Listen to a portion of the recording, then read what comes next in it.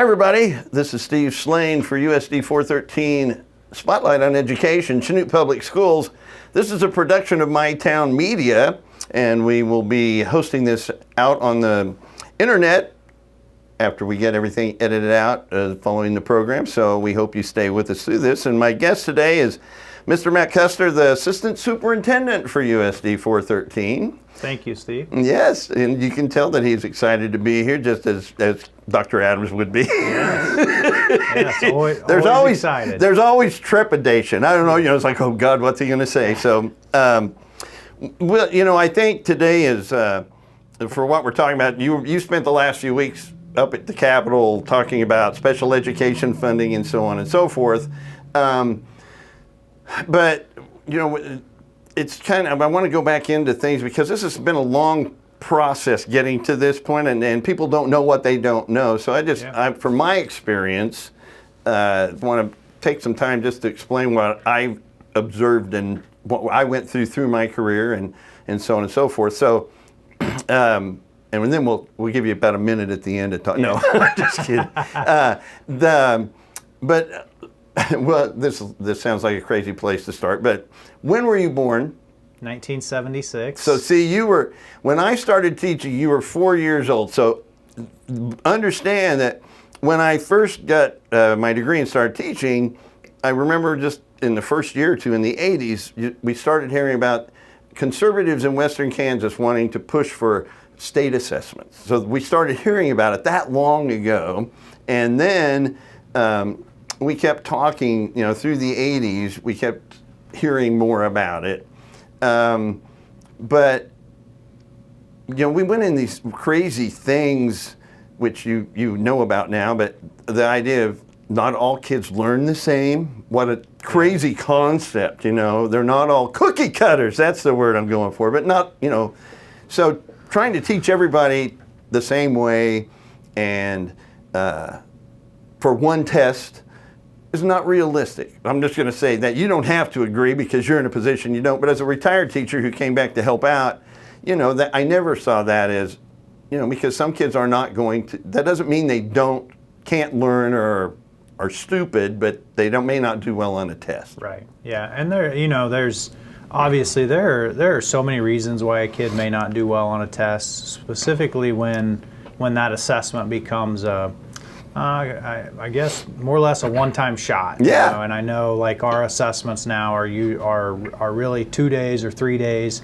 of an assessment, but it still becomes just a picture in time, and for us it really just becomes a data point. It's not the end all. It just is a data point. It's funny you say that because I just left a meeting where we were talking about state assessments are important, and it's important that we have measurements. But we also have kids that learn what they're supposed to learn that don't perform on the state assessment. Yeah, it's not an accurate. And so I use the example of my own son who played basketball in Fort Scott last night and had a really good game, but went 0 for 4 on the free throw line. When just Friday night he was 10 for 10 on the free throw line. And so last night he didn't perform, and if he's only measured by that and nothing else that he had done leading up to that, that's where I think it really gets skewed. And I think that's sometimes what happens with state assessments is that we put so much weight into them that we don't take into account everything that's happened leading up to that. And maybe a kid did just have a poor performance. Right. Professional athletes have poor performances all the time. We as adults and teachers and parents have poor performances sometimes. Yeah, and I have poor performance most of the time in whatever I do, Matt, you know that. But anyway, but I had, one of the things I kept in my room all the time on the wall, two, and being in baseball, both that was Sparky Anderson, who's Hall of Fame baseball manager, said, his quote was simply, "It doesn't cost a dime to be nice to people." What a novel thought in today's world. And the other was that in most cases, kids won't remember exactly what you taught them, but they will always remember how you treated them. So that was kind of the way I went through it.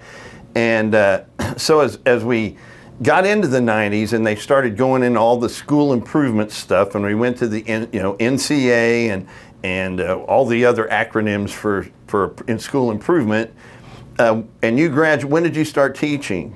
I started teaching in 2001. Yeah, so we're still a little bit before you got there. So I'm in this era where I'm not sure exactly when it happened, but I was involved when they sent us for trainings all over, cost the district money to get there, but by golly, our thought was, if they're going to have us do the state assessments, which I started developing, we're going to do the best we can. Yeah. So we did everything the legislature asked us to do, and when the educational rankings came out nationwide, we were right around number 10 in the nation, or right in that range. We were starting to celebrate and be proud, and all of a sudden the legislature, which we know, I don't have to mention parties because everybody knows what party has controlled Kansas legislature for a long time, but that was like, oh no, you're looking at those numbers wrong. Have we heard that before? And they said, we want to follow Florida's model. Well, they were 18 states below us, but that's where they said they wanted to go. I'm like, what the hell is that? And so you start building up this resentment early on, even before you started. And then when I was asked, or kind of asked, I guess, but I became principal at Alcott, and that's when you came over and taught for me.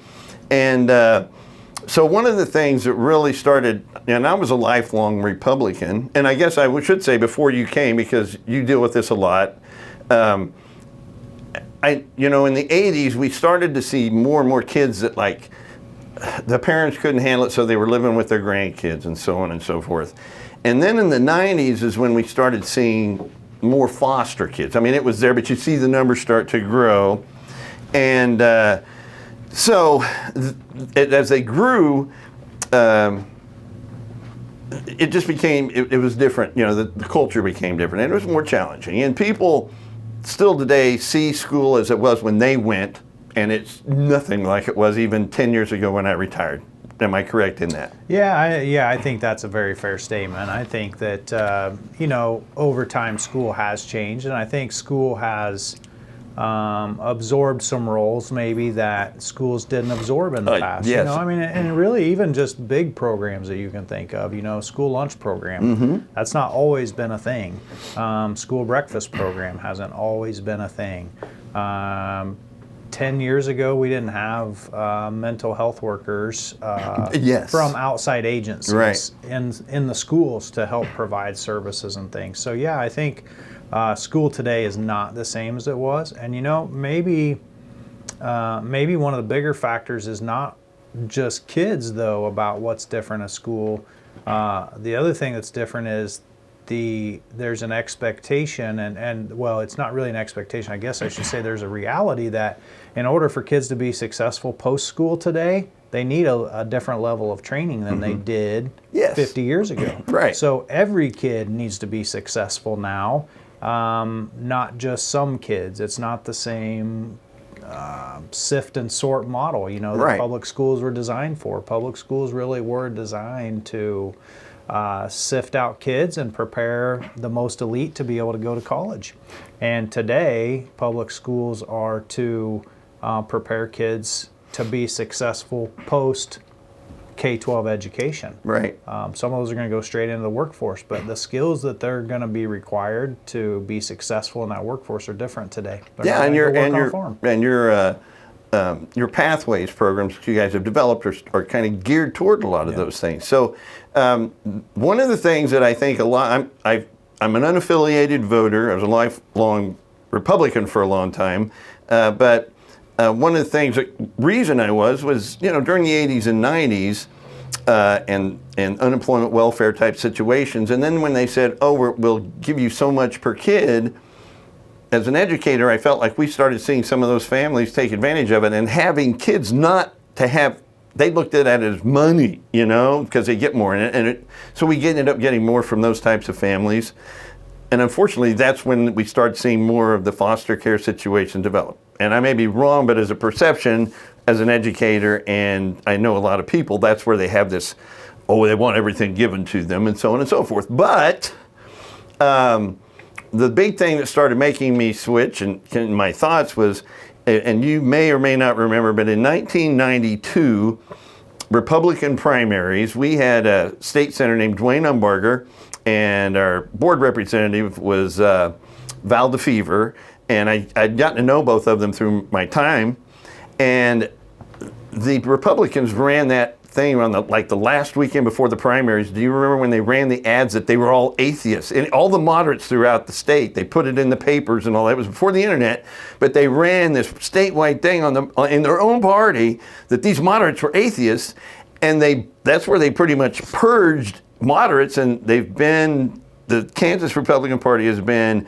controlled by the ultra-right since then, and you've just seen that since that point in time. That changed my whole thought process, and everybody says that's fake, but you go back and you can see newspaper things on it. It was it was just really weird. I felt it was very unethical, and so I started paying more attention at that time, I guess I would say, and so while the early state assessments were designed, they had a few basic things we had to cover. Make sure the kids knew this. And the percentages were more realistic, and since then it's grown to where anything they can think of in society, dump it on the schools. So every subject area has so much that they have to make sure everybody knows. So if I would say to the people out in the public, when you went to school, did you love every subject and were you good in every subject? A few, but that's not realistic to expect all kids to do that. And as teachers, by the time I left when I left in 2013, I'm going to go back to something at Alcott when you were around, but I felt like I was just throwing. There was so much you had to cover and so much they supposedly had to remember. You were just throwing information at kids, hoping some of it stuck. You weren't teaching anymore. And you have to deal with that, and you have to get teachers. But to me, that's why you see teachers. Even then, there were several of us left together, but that was kind of where it got. And the other part of it was, I was telling them earlier, when I was there, one of the reasons I decided to go back in the classroom was an issue where we had a young man or I shouldn't even say that, but a student who had some issues that were not appropriate for the classroom. And when they brought in all these big team meeting things, and I said, at what point do we call the parents to come get them? And they said, oh, no, you can't do that. We've got to find a way to keep them in school, or they'll just do that bad behavior and get out of school, which may be fair. But that kind of, to me, started changing. The parents were no longer responsible. And I'm saying things you can't, but it put everything back on the school, not the parents. Yeah, and I think that's how do I want to say this? Yeah, I think that is the perception for sure. But I think the reality in most cases is that we as a school or we as a society have been the ones to change that, because I think we still have great parents within our system. Oh, we do. And I think just like most situations, the majority of all kids and all parents and all community members, and they are very supportive of us. They're very supportive of their kids.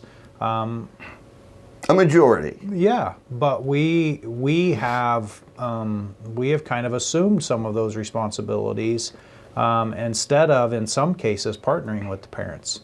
We have sometimes assumed those instead of partnering with parents, that the parents would have helped us, and we just assumed that they wouldn't. Yeah. And so we own some piece of that as well as far as the school goes. But what you're bringing to light here is that, as the teacher in the classroom that has those 20 kids in the room, and as a secondary teacher, the 120 kids throughout the day, yes. Right? That feels like right, wrong, or indifferent, it all falls on you as the teacher. You ultimately, when that kid doesn't go home, they end up in your class.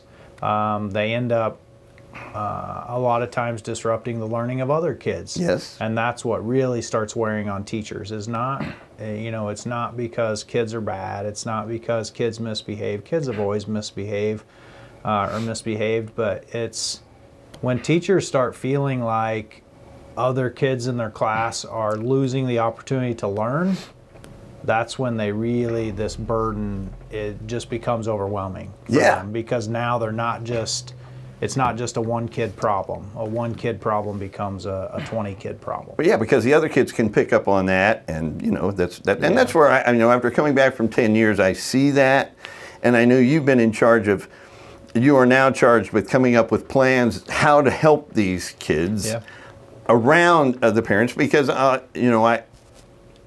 be it from me to ever say anything that would offend anyone, Matt, but check, there's one of my looks that I counted on for the day. But anyway, they you guys, I know, just as an administrator and watching the poor people now, they can spend there are like 5% of the kids that take up 98% of their time, because it's consistent repeat offenders, but you're limited limited in what you can do. So then when something happens, it gets out on social media and all this, but it's just very difficult. You've been put in a difficult place, and I think the attacks are coming from they're attacking local, like our school board or you guys, and that's not, you guys just go by the law and what is given to you. So they're attacking the wrong place. That's my take.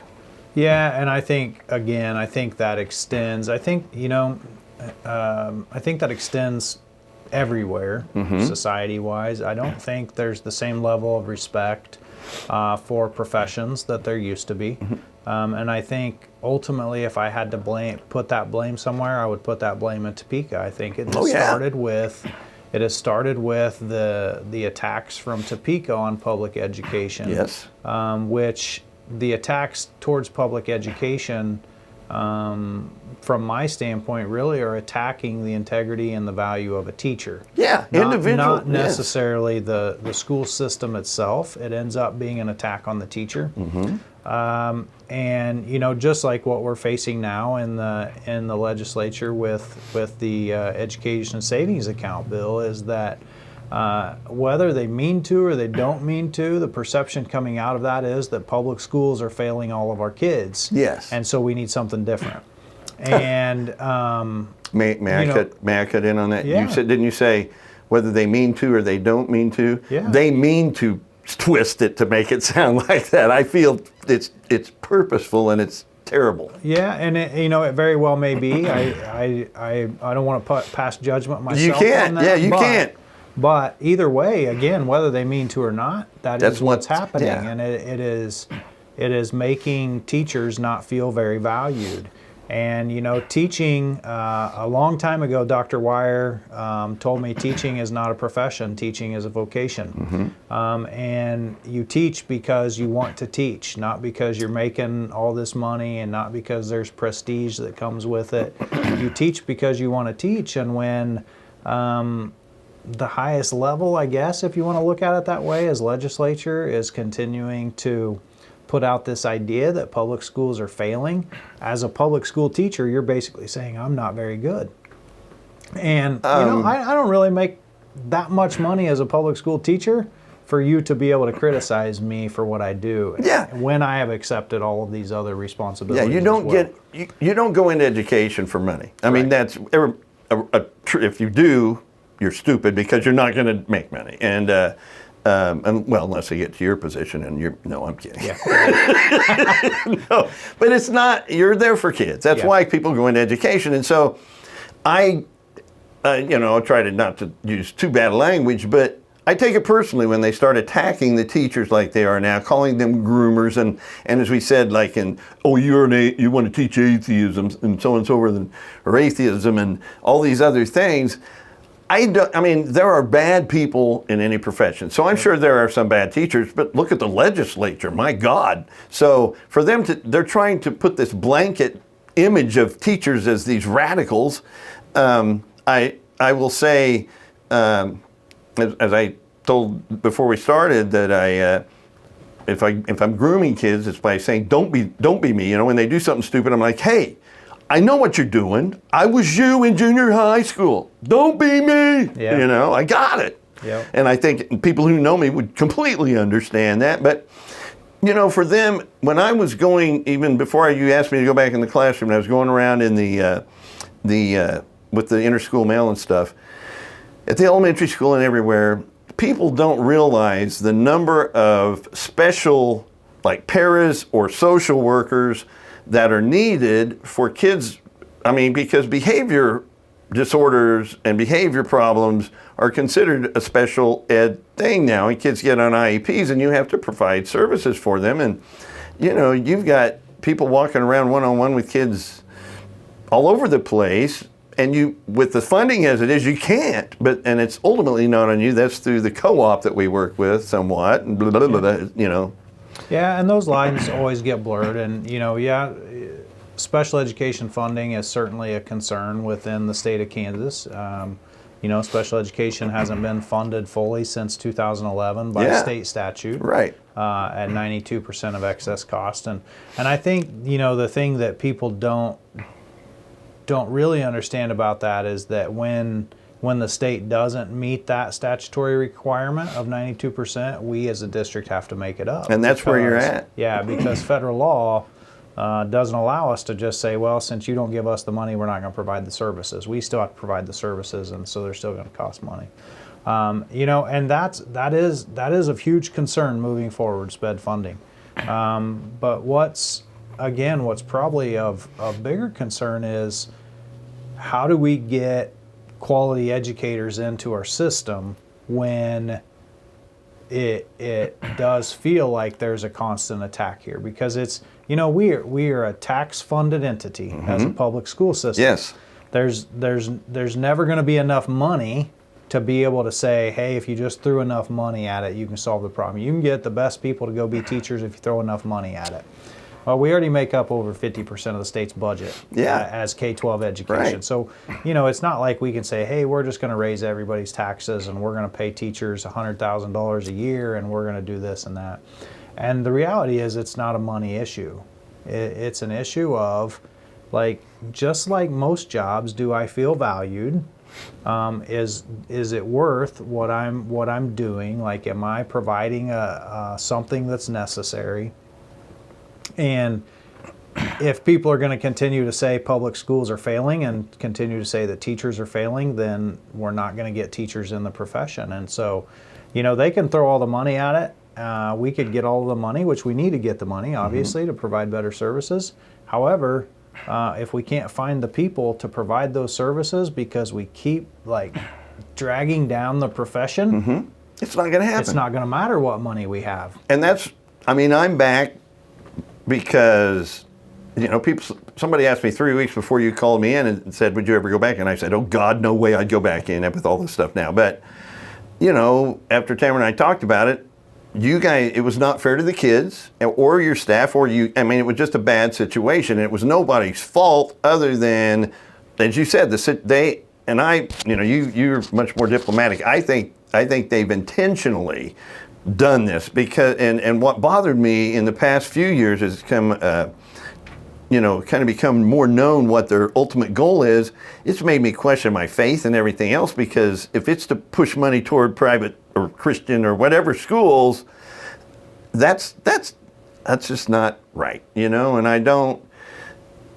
I'm like, how do you, some of the ways they've gone about, if that's the case and they've gone about it in this way, to associate that with religion to me is very wrong and unethical, you know. But it seems to be you know, and I won't ask you to try to explain it because you're not in a position you really can, but if that's the case, it's really bad. It's just too bad. And it's kind of a power play at that point. So when we're talking about this thing for now, school choice, somebody brought up to me today and asked, so are they then saying that if people who've been paying to go to private schools, that the state will now give them money instead of them paying their own way? That's going to cost the state more money to do that than what it does now. Yeah, so ultimately, if this bill were to pass today, they're fully aware that the cost of that upfront cost, if everybody stays where they're at today, meaning that homeschool students stay in the homeschools they're in, private school students stay in the private schools they're in, this bill will cost the state $150 million just to fund the kids that we already know are in non-public schools. And so, yeah, it's it's not necessarily a direct removal from K-12 education, because if all of our kids stay in our school, we're still going to get the same amount of funding. It just means they're going to have to come up with another amount of money to fund all of these other kids, though, and that are already out there, right? And so it's hard for us as a public school system to say, you can't fund the $162 million for SPED to get it fully funded, but you can fund a $150 million new initiative. Yeah. Right? And so that's where it kind of becomes. And I will, maybe it's, I should have told you, I'm not a big fan of politics in general. Right. Like it's really not who we're about it's a mess. as education. Yeah. The reality is, as we sit here in Chanute, I think we have two private schools within our own community. And I think both of those schools provide an amazing opportunity for the families who want to take advantage of those. Right. For the right reasons. Yes. So I think that families who are attending those schools today have made that choice because that's in the best interest of them and their family. And unfortunately, if this bill passes, I think you're going to start to see people making choices for the wrong reasons. Mm-hmm. And then it's going to really be questionable of whether or not kids are getting what they really need, because you're going to end up with pop-up schools. Well, and that's it's not the legitimate private schools that are out there today that are the concern, because again, I think most private schools are there to serve a purpose, and people who choose to go to them for their kids to go there have made that choice for a reason, and that's great that they're able to do that, right? But it just can't be a money decision. I mean, that's the hard part. And when we talked earlier about or maybe it was before the show, but people don't know what they don't know. Yeah. If someone chooses to homeschool their child, if you have the ability and the money, you can probably educate your child better in a homeschool situation, but unfortunately the state doesn't monitor that at all. So I would say in a majority of those cases, someone says, oh, I'm going to homeschool my kid, and they may stay home and play video games all day while the parents they don't track that. So right. People don't think about that. I mean, we had a group of parents here in Chanute they kind of combined for a little consortium, and I thought that when I was at the rec, they worked with us and did some good things. So if you do it the right way, like you said, that itself isn't bad. Unfortunately, it's usually not for that. It's somebody that's mad at the schools, and I have distant relations who were kind of like that. They got mad at school, so they pulled their kids out and homeschooled them, and it wasn't for the right reasons, as you said. It's exactly what you said earlier about any profession. Any profession, any situation has good and bad involved in it. Homeschooling, private schools, parochial schools, public schools, whatever you want to throw in there, they all have people who do the right things and do it well, and they all have people who do the wrong things for the wrong reasons and don't do it well. So again, yeah, you're right. Homeschool can be a fantastic situation for some people if that makes sense to them and they have the resources and they have the abilities. And sometimes it's not. Yeah. And I'm here advocating for public schools. That's my job, and that's what I truly believe in. But not all public schools are equal either. Right. Oh, yes. We do need to improve. There's no doubt about that. We need to improve. Well, but there's also, like you say, that's where some of those lawsuits came in, because in rural, which we would be considered a rural district, even though we're bigger than some of the communities around, we can't compete with the metropolitan areas and partnerships or what we can offer. It's just not realistic. Correct. Yeah. And so it's not a level playing field in that regard, and that's what that's what initially started the battle, I think. Yeah, and public education is supposed to, I think the state, specifically unfortunately through lawsuits, I guess, they've had to fight that battle of equity and equality for public schools, so that your zip code doesn't determine your success in right. public school. Your parents' income doesn't determine your success in school. You're not in a lottery that's dependent upon being born of the right people and in the right place, Right. for you to have a good educational system. And that again becomes the biggest fear if you dismantle public education, is then who is in charge, who equalizes that, Right. who takes care of the kids who just by chance aren't born into those luckier situations. Well, yes, and when I threw out the thing about having the ability and the wealth or whatever to do it, my thought immediately went to the Spaney family up in Kansas City, who he played at K-State and was a chief. So obviously they had money, and his kids were homeschooled and then went to play college basketball and stuff. But, you know, they had the opportunity to take them places and give them experiences that neither of us could do with our kids. Right. It's just the way it is. So my fear with this is, and I guess my other side is, if they want to take the public monies and go to private schools, then the private schools should have to follow all of the rules that public schools do, and they have to take anyone they want and still go by all the guidelines that public schools do, because in my mind, once again, I can be the bad guy here, but I see it as their way of getting their money to them and then say, oh, look how much better we are than the public schools, because we can pick and choose who we get. Yeah, no, for sure. I think that's most opponents of the bill, that bill specifically, the educational savings account bill. What I guess a general term would be vouchers, but they've tabbed it as the educational savings account. Most opponents would say the same thing. We're not against private schools. We're not against parochial schools. We just think if you're going to continue to compare us, then compare us equally. Mm-hmm. So if you're going to continue to compare public schools to private schools, then enforce the same accountability rules for the private schools that you do for the public schools, or for homeschools, or however, whatever the non-public school is. Whatever that non-public entity is should have the same accountability as the public entity does if they're receiving public funds. Yeah. And one of the things that I want to throw out a few things that you don't know unless you're in the school district, and I would say even most teachers don't.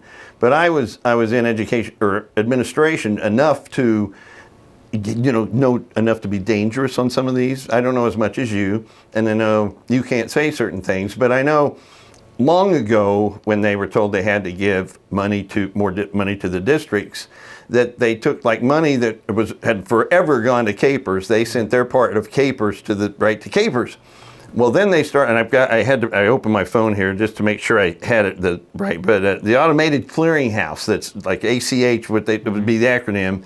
But through that, they had the ability. They then took those funds that they originally sent to Capers and they routed it through the district and then out of the district before the district could ever use it. But by God, you can show it in the books. You got that money, and it would be in and out before you even saw it. Right. And I don't know. I mean, after that type of stuff happened, I know that's some of the stuff on the special ed. I don't know if that's happening, but since I know they did it a long time ago, you're always suspicious. But I want people to know, when they say they give the districts money, it's not always in a way that the districts have any access to it, but they can say, by God, they gave it to you, which is another political spin to me. Yeah, I mean, I think, that seems to be the real, I guess, rub with a lot of education people, is that, they show over time the legislature, and by legitimate reports, the numbers are accurate. I mean, if you're just looking at it from a numerical standpoint, Yes. the numbers are accurate. So it's not like it's false information. Yeah. It's manipulated, I guess is the best term, because you're right. What they did was to fill the hole that they had created back through that time. They rerouted Capers money, and it shows that the state is funding more than what they truly are, and they are funding that Capers. The reality is they pay that Capers for us as a district. Yeah. I mean, so there's nothing wrong with showing that as being money that comes to the district, because it comes to us because of our employees. It's just the state paying our portion of that. There's nothing wrong with that, but what they don't tell you is that it filled a different gap. So Yeah, it it looks did. like you went from 100 to 100, and the reality is you went from 100 to 80. You went from 120 to 100. Because But yeah. if you had 100 before, that other 20 was going straight to capers, and then they Yeah, took 20 so away. their part. Yeah, that's Yeah. for so long they just sent it there, and Yeah. it didn't Yep. show up in the books. But by rerouting it, it shows up in your books, even though you really don't have any more access to it than you did before. So it's just like you said, they manipulate it. And we were talking about yesterday the teacher that spoke at the education budget committee, and she talked about how, if you want us to go out and start our own schools, we'll make more money and we can teach what we want. And in questioning, they were able to manipulate it around to where she was a radical, even though she was, I would say it's being sort of a satirical or sarcastic in a response, that if that's what you want, but they were managed to manipulate that and spin it to what they wanted. They're experts at that. So, that's where I told you earlier when as we kind of wind down, it just kind of hit the big blue. I kind of just felt pissed off, I guess is the only word I can use. Not so much for me because the time I was out, but when they start trying to picture or the image of all teachers being groomers, we're going to groom the kids to do this and that. I never felt like it was my job to, and I don't see any teachers promoting their person, maybe a few, but they're no longer in the district, but promoting their own individual views on the kids. They're not grooming them, they're trying to educate them. And if trying to teach them to be polite to others is grooming, I would say I'm guilty of that, but I see some of the problems. I don't know how we come back from the last president, who was like the poster child of bullying, you know what I mean? And so that behavior I felt like became justifiable. If our president can do it, well, we can. And you see that at board meetings and wherever. And we have had, through my whole career and even today, we have been blessed with great board members. Absolutely. I think that's one of the strongest things about Chanute Public Schools is we have had good board members, and we do now. And you hear stories of boards from other places, and we say, thank God, and when we've had superintendents that come in and say the same things that have been other places, and they're like, wow, these guys know what they're doing. But, you guys have had people coming and speaking, and some talking about running for the board, and they, please realize before you join the board or before you come on the board, you take an oath of office. And one of those is that you will uphold the laws as they exist. So when they get called, I've heard them be called cowards and snakes and things. That's not fair to those people. To me, that takes a lot more courage for them to sit there and listen to the things and be called names when they know they may not agree. I mean, they may agree with the people speaking, but they can't really take that stand. And they're attacking, once again, the wrong people. They don't make those calls here. They're going by that's from above. Am I correct in that, or am I overstating it? Well, yeah, I mean, I think, we are, we as a school system are bound by certain regulations and by certain laws, and we're not, I think people forget a lot of times about administration and superintendents. We're teachers. We're not lawyers. Yeah. We're not constitutional lawyers. We're not people that are paid to be able to understand all of that information. And so what we are as district level administration are responsible to provide the best information we can gather to the board for them to be able to make a decision that is in the best interest of the school district, and not always in the best interest of that person who has to make that decision. Being a board member, it doesn't always align with their personal beliefs or their personal thoughts. Yeah. But they did take that oath of office to uphold what was in the best interest of the school district. And, they're volunteers. Yeah. They're volunteering their time to do something to really provide the best situation for our students of our school district. And it's not an easy job. I don't know that it's ever been an easy job, but I think that what it does speak to, what our board speaks to, is I think there's a reason that Chanute doesn't have a superintendent turnover problem. And I think that's because of the board. Yeah. Because no superintendent wants to work under a board that's not supportive of them and doesn't, if they're not going to take the recommendation, be able to explain why they're not going to take the recommendation and things like that. So the support of the board, that's your boss. That's the people that ultimately can, only people who can hire or fire you. And I think our board has just been amazing. Yes. In my time, in my 4 years at the board office, certainly they've been amazing. And again, I just have to attribute our lack of turnover within that position as related to how effective our board has been over time. Yeah, and it's like you said, from being on boards and different things in the past, council advises you. You don't. When someone speaks, you thank them for their time, but it's not in the district or whatever committee you're on, it's not in your best interest to start in a back and forth with them. So when people get frustrated when they don't get a lot of feedback or they don't react like they want them to, that's part of being on the board. And it's hard to sit there. You may want to, and in today's world, the issues that come up are more and more crazy and so on and so forth. And for them to assume that because they're not coming back at them, that to call them cowards and stuff is just like calling the teachers groomers. That's just an unfair characterization of the people that are there. I could agree to that. All right. See, yes. I had to think about that. What if you get me in trouble here? No, I just think it's one of those problems with it. And I know the people, many of the people around here, so I know. I understand their thoughts and concerns on some of those things, but I just hope we can maintain our civility here and because we've had great boards, we've had great community support. The challenges are greater and greater, and it's scary because, like I said, it's hard to get teachers now or anybody. Well, and it is, and I would say it's always welcome to have community input. It's always welcome to have parent support, and it's always welcome to have. We are always welcome to have people express to the board or to us administratively their feelings and their thoughts towards things.